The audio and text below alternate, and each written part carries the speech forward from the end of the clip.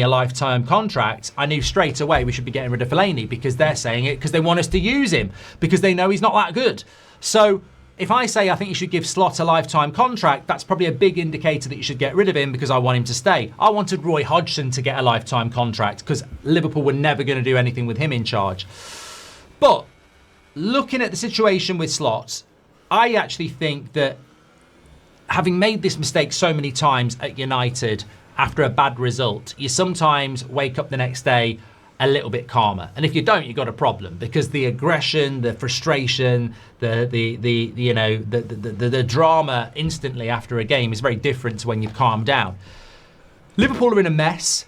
Something does need to change. However, I've got to say, I am not of the opinion that Slot can't turn it around, and I'm not of the opinion that he's totally safe. What I would say needs to happen at Liverpool is you need to have a little bit of a glimpse of what the plan in the board is, because one of the most important things Liverpool need is a centre-back. They wanted Guehi at the end of the transfer window and Palace pulled the plug. If their plan is to buy Guehi in January, why sack Slot? If you already have somebody lined up to be signed in January, why sack Slot and bring another manager in when you've lined up a signing? So I think that might be something that you have to consider. We're not that far away from the January transfer window. If Liverpool are going to spend in the January transfer window, they'll have already put things in place. You don't walk into the January transfer window and go, do you fancy coming? They'll have already put things in place. If they've already put things in place, that would lead me to think it's a bit silly to sack the manager now. You may as well go ahead with that transfer, because that's part of the plan, and see where you are at the end of the summer.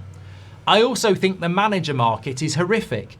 And we have this with United as well. Sack Ten Hag, sack Amorim, sack Ollie, and you go and replace him with who? I don't care. That's not my job. Well, why are you saying sack him then? That's not your job either. There has to be a viable alternative.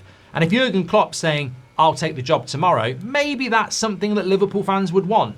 But where are you going next? I mean, are you really going to say Bournemouth manager's the guy to turn this around? I mean, that might not work. And sometimes you sack a manager and things get worse. So Liverpool don't strike me as the sort of football club that will knee-jerk reaction just because of the bad results and go and do something that might make things worse. They'd have to have a viable manager ready, and I'm not convinced that they do. I also think this is a bad time to sack managers. United have done it a lot and it never has worked out, long-term or short-term. Ollie did well short-term, but long-term it wasn't a good idea. Rangnick did terrible. Amorim had a terrible first season, and we'll have to wait and see where that goes long-term. So I don't think it's a good time to do it. But the flip side of the coin is, what if Liverpool keep losing? What if they do lose to West Ham at West Ham next week? That becomes even more pressure. So it's all right saying, well, they might buy in January and there's not really a manager out there. The results have to change. And you look at Liverpool, especially against Forest yesterday, and you go, what's the excuse? What is the excuse? Okay, players don't look very good.